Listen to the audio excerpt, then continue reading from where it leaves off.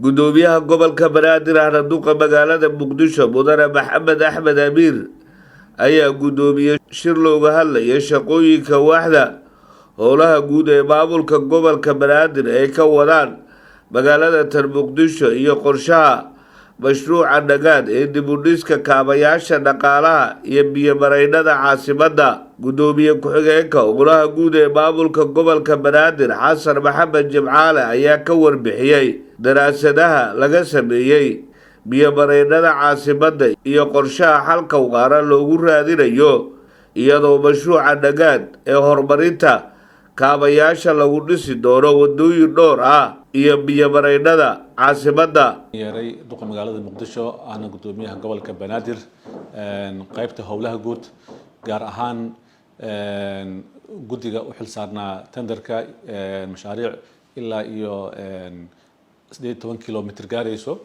oo ka kooban 4 package. guddigaas waxaa barbar socday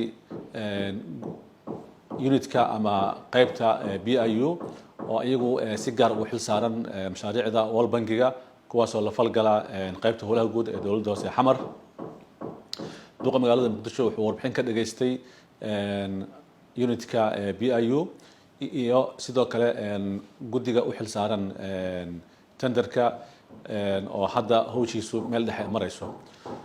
waxaa warbixin laga siiyey wadooyinka hadda qorsheysan ee la diyaariyey wadooyinkaas oo runtii bulshada Soomaaliyeed ee ku dhaqan gobolka banaadir u ah kuwa aad iyo aad muhiim u ah oo halbowle ah. wadooyinkaas waxay ka kala yihiin wado Kaaran ka baxayso oo Kaysanay oo taqriiban 2 kilomitir ah. sidoo kale wado ka soo baxayso Naysay Buundo Shibis Boondheer marayso ilaa 15 May warta nabad imaanayso. wadadan Via Roma iyo wadooyinka yar ee Xamarweyne soo gala. sidoo kale wado Shingani galayso. wadooyinkaasi waxaa ka mid ah wado oo idana istaraatiiji oo muhiim ah oo ka baxayso degmada Daynile oo idana 3 kilomitir ah. sidoo kale wado idana ka baxayso isgoyska Banaadir isbitaalka Madiino kadibna u gudbayso degmada Kaxda. wadooyinkaas marka la isku daro guud ahaan waxay gaarayaan ilaa iyo 17 kilomitir. design-koodii waa soo dhamaaday, qorshahoodii guud ahaan waa soo gabagaboobay.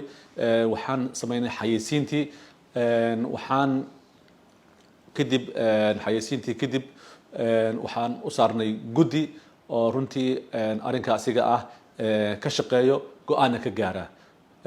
guddigaas runtii shaqo fiican ay qabteen. hawshiina hadda meel gabagaba ah ayay maraysaa.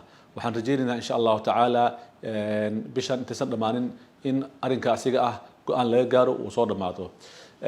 duqa magaalada muqdisho wuxuu runtii si aad iyo aad ah uga hadlay guddiga inay ka cadaalad falaan tenderka oo runtii aysan u kala eexanin shirkadaha. qof walba lagu qiimeeyo aqoontiisa iyo capacity-ga iyo qalabka uu haysto iyo shaqooyinkii uu soo qabtay lagu qiimeeyo. wuxuu kale u xaqiijiyey in wax faragelin ah aan lagu sameyn karin arrimaha la xiriiro tenderka isagana uusan ku sameynaynin.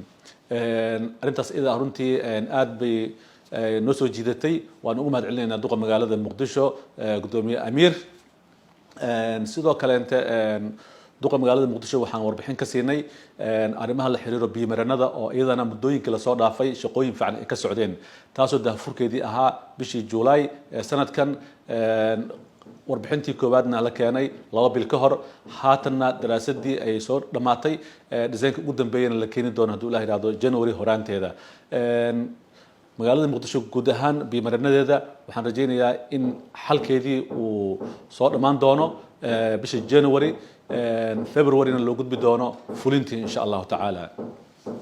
arrinka asiga ah wuxuu gobolka Banaadir u yahay mudnaan gaar ah in magaalada muqdisho biyo-mareennadeedii si buuxda loo xalliyo. waxaan u mahad celinaynaa duqa magaalada muqdisho. sidoo kale waxaan u mahad celinayaa wasaaradda howlaha guud oo runtii arrinkan asiga ah si aad ah uga shaqeysay. unitka BIU oo asiguna runtii shaqo badan hawshan ida ka qabtay. dhammaan qaybta howlaha guud oo ayagana waqtigoodii isugu geeyay mashaariicdan wadooyinka iyo biyo-mareennada magaalada muqdisho sidii xal waara loo gaari lahaa.